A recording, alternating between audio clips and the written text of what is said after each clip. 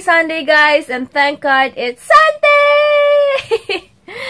Sunday na, mamaya magsisimba kami ni Heinz. And, yun, medyo kailan pa ako nagigising kasi ang dami ko pang sinagot na increase kasi may mga bago akong client na tiga USA, Hong Kong, and Canada. So, inaayos ko pa yung order nila. And meron pang isa kasi marami daw uuwi na, maraming uuwi na kapamilya nila. So, dun sila magpapabili. Para nga naman sayang din yung shipping fee. Kasi ilang sabon lang, nasa 2,000, almost 2,000 na yung shipping fee. Imagine niyo sayang din, diba?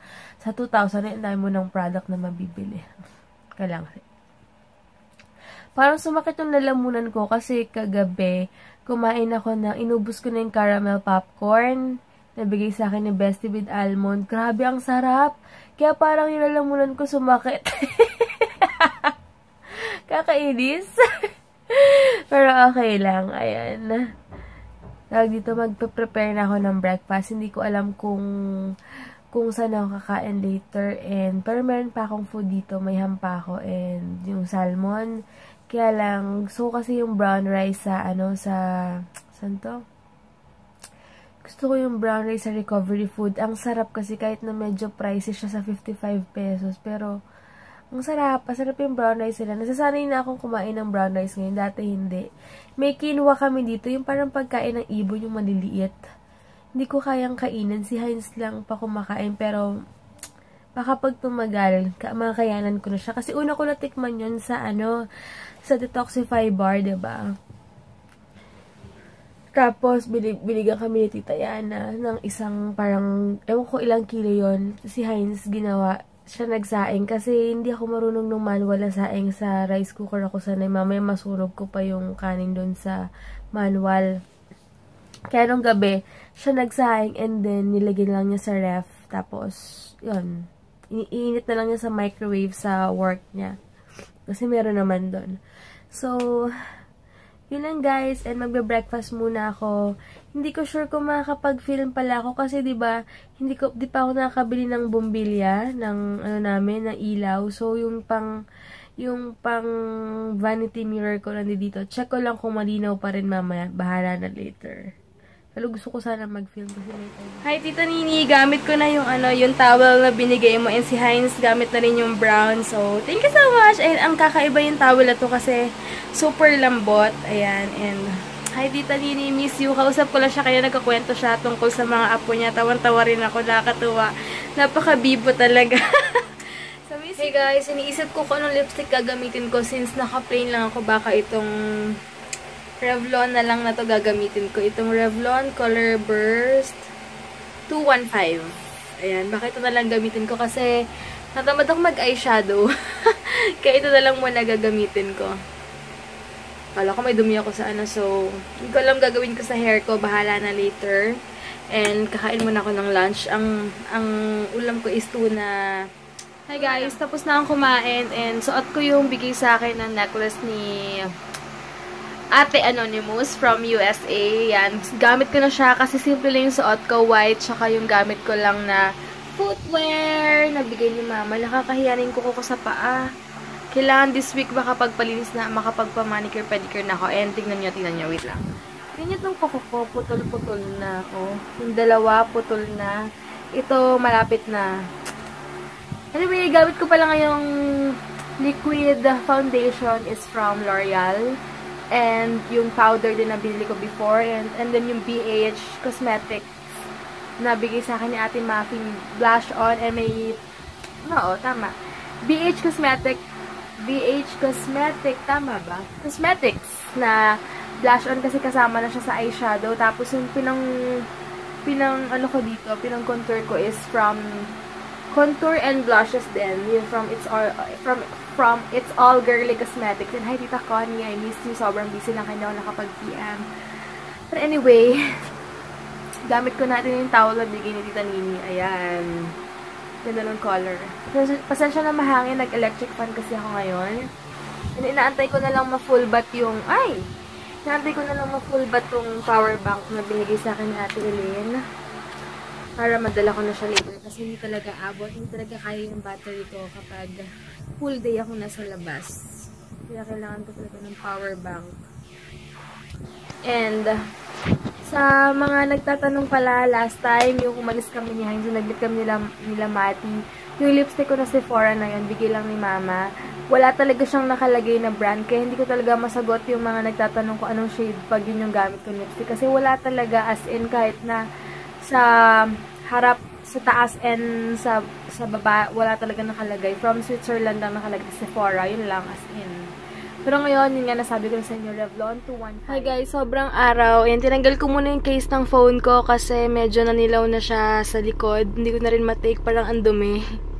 Tingin ako later ng case or hindi ko alam kasi baka magpalit na ako ng phone this month or next month. Basta magpapalit na ako ng phone. May inaantay lang ako. Pero bibilan ko pa rin to kasi if ever si Mama nagagamit ng phone ko, tas yun nga yung bagong phone na yung gagamitin ko sa kanya na to.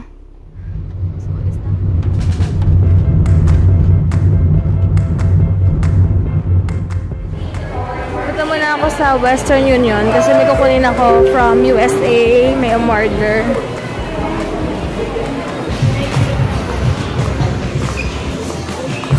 Minsan na open nga. Ng siomay, pero check ko muna. Tingin ako lang case na hindi na siya maninilaw. Ayoko na lang mga clear na yan. Tingin ako.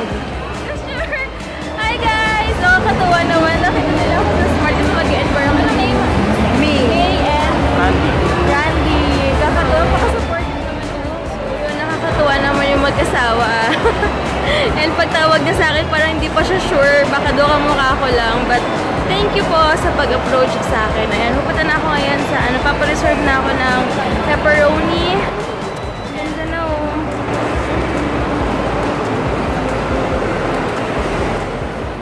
ito yung lagi namin kinakain ni Hines bago kami magsimba. Pepperoni, masarap. It's Zarin. So, ayun, ito na yung food namin. Inaantay ko na lang si Hines.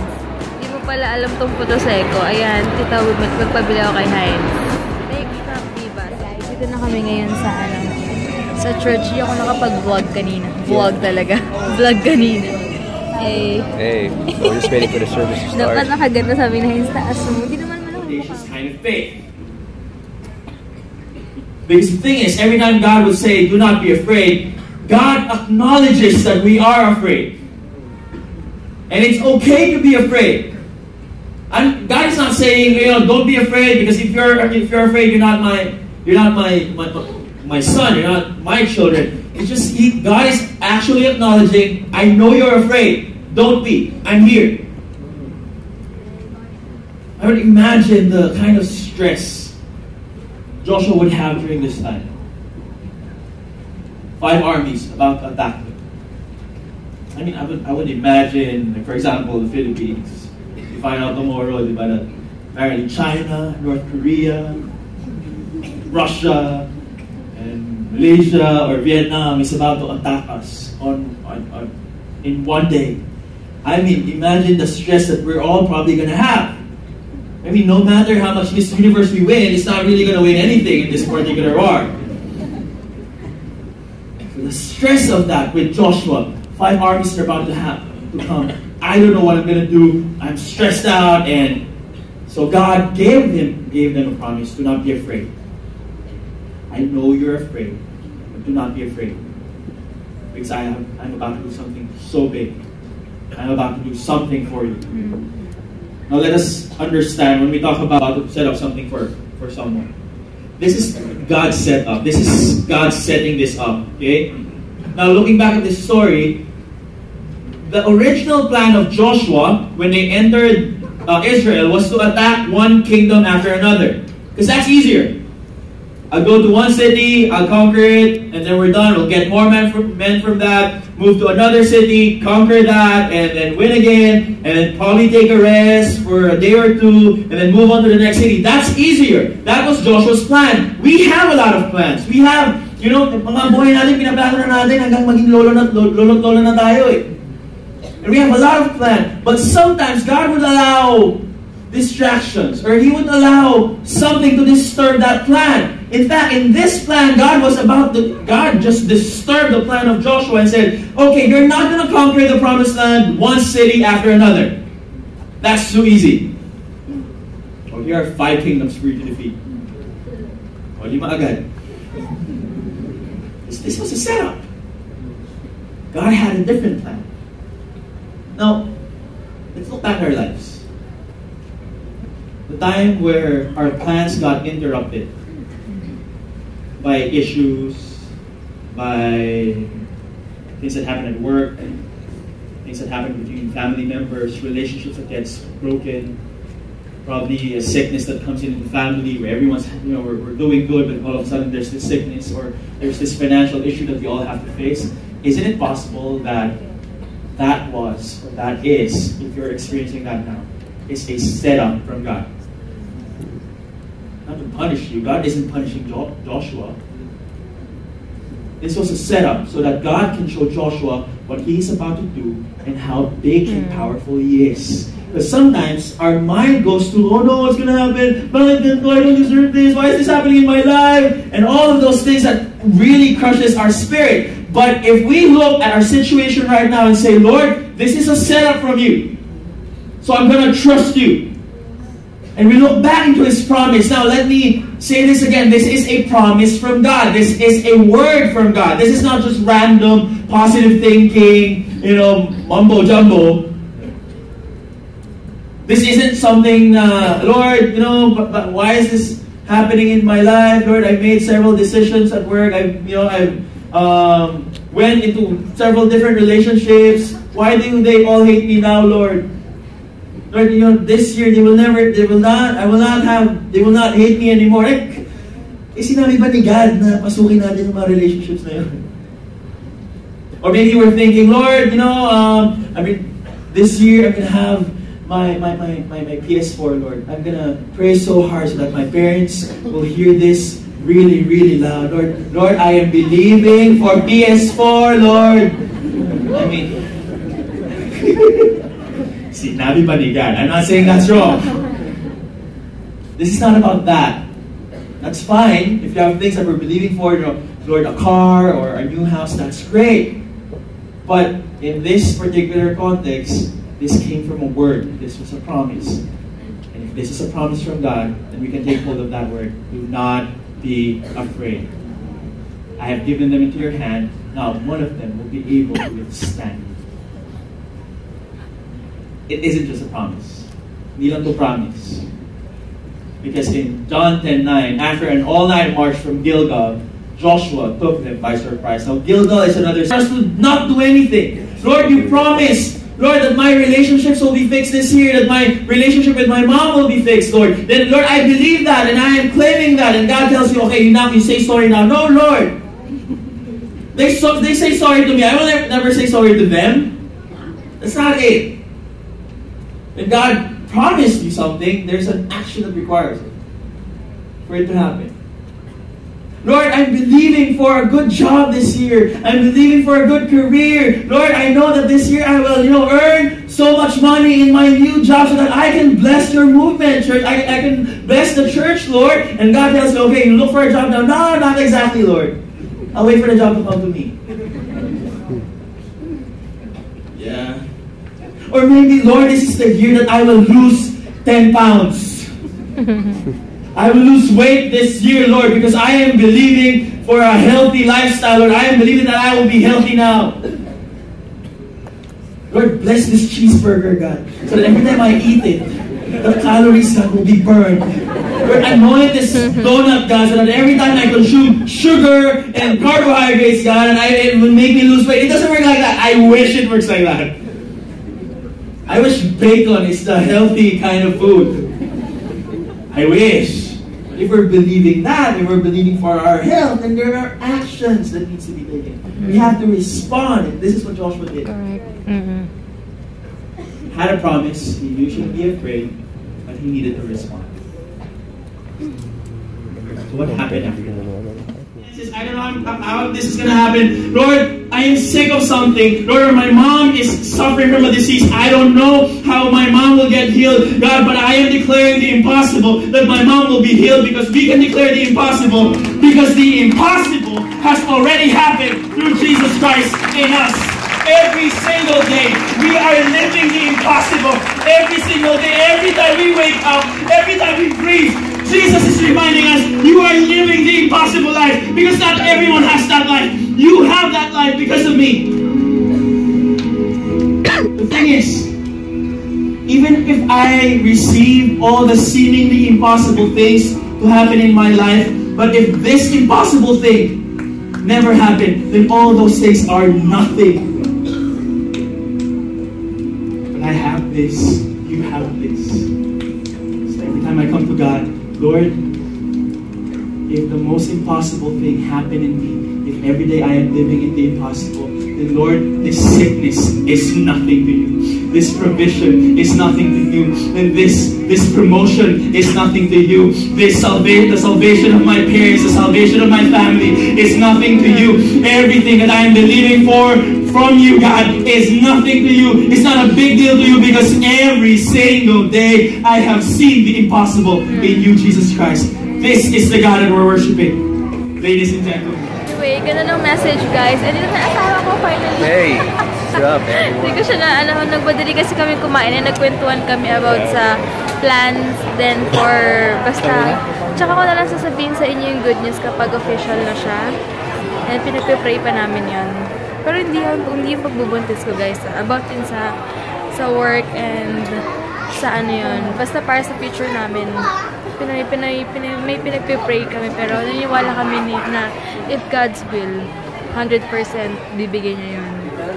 So, malay nyo, magka-credit card na ako this year, early this year. Sinisingit talaga, pinaparinig ko talaga sa kanya.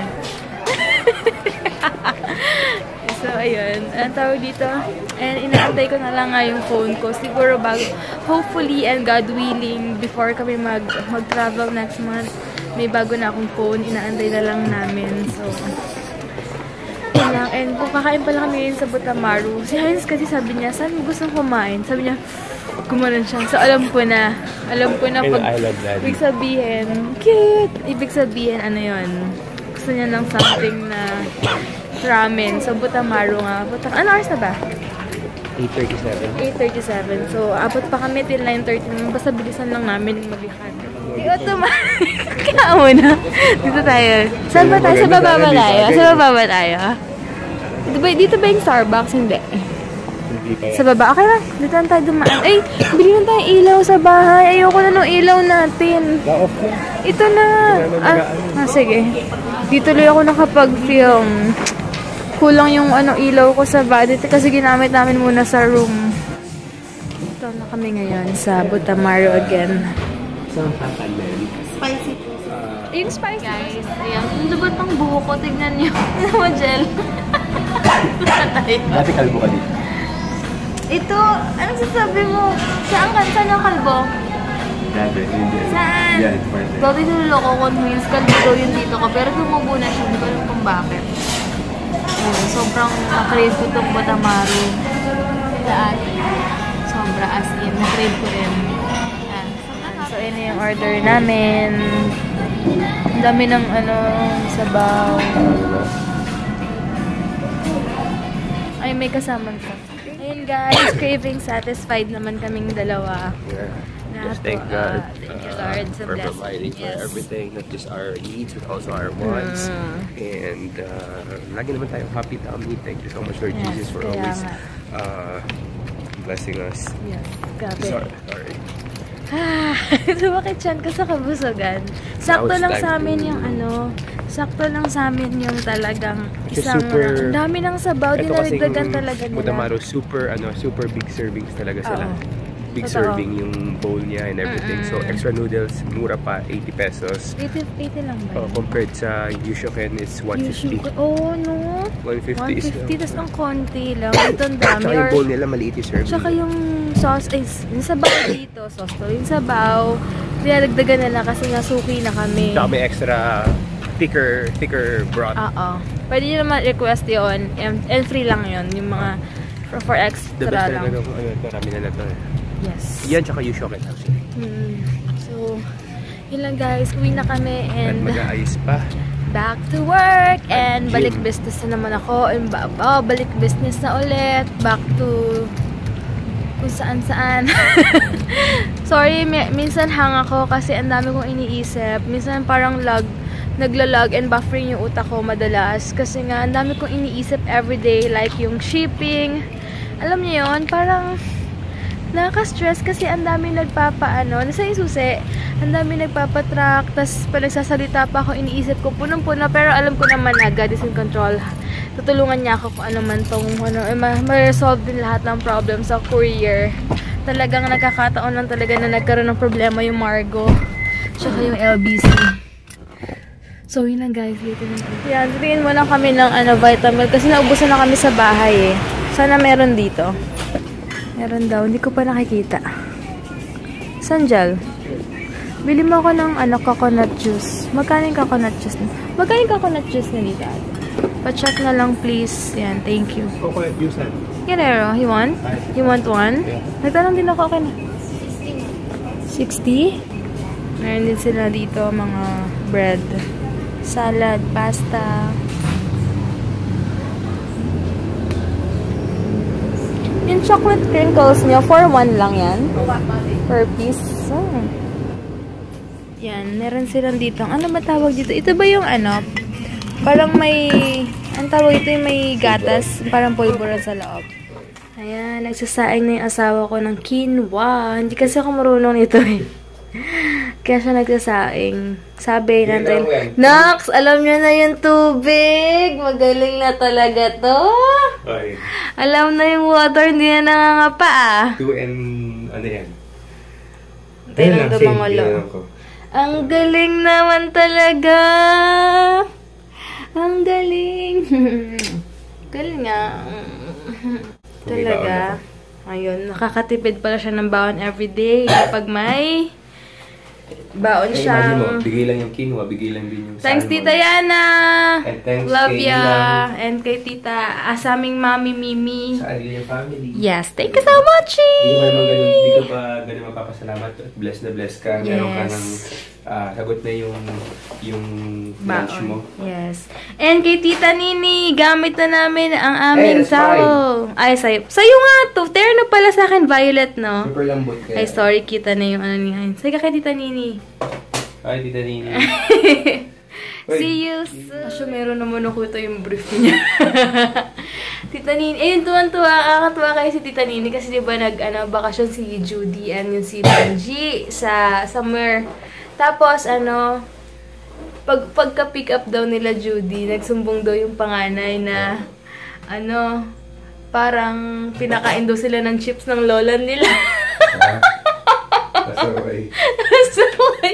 Ay, hindi. Kumakain daw si Tita Nini sa bed. Kasi pinagbabawalan yata nila Judy kumain yung anak nila sa kama. Tapos sinumbong nila na si lola daw nila or pinayaan yata silang pakainin sa nakakatuwa. Napaka-bibo talaga nila Juliana. Super nakakatuwa. Na-imagine ko na. Anyway guys, end ko na yung vlog. Aray ko and... yun. Thank you so much, Tita Yana, sa quinoa and sa mga ibang gifts. See you, kailan ba? April, May, June, July, August, September, October, November, December. See you ulit. So, yun. And, tawag ito? Bukas, kukuha ko ng, hindi kompleto yung stock ko bukas. So, Thursday pa yung iba. Pero, unahin ko muna yung mga nagbayad, syempre. And yung international ko, it's either bukas or Tuesday ako magpapadala. Pupunta ako na Robinsons para ipadala na yung mga packages niya. Pero, dadaan pa tayong post office by Thursday or Friday. Okay lang. Saglit lang, ha? Sabi nga ni Heinz, talagang kahit na rest day niya, hindi talaga mawawala talaga yung business. I mean, talagang hindi ko kayang hindi ako magpadala kasi syempre na kaya rin ma-delay. Talaga as much as possible, ginagawan ko talaga ng paraan para mapadala agad yung mga order nyo. Pero minsan talaga palpak yung LBC, wala akong masabi talaga. So anyway guys, bukas na lang. Thank you so much for watching and thank you so much sa mga lagi nagko-comment and nag-like lagi ng mga post ko sa page, sa Instagram. Maraming salamat sa inyo. Yun. And bukas na ako mag-shoutout kasi wala dito yung phone ni Heinz bukas na.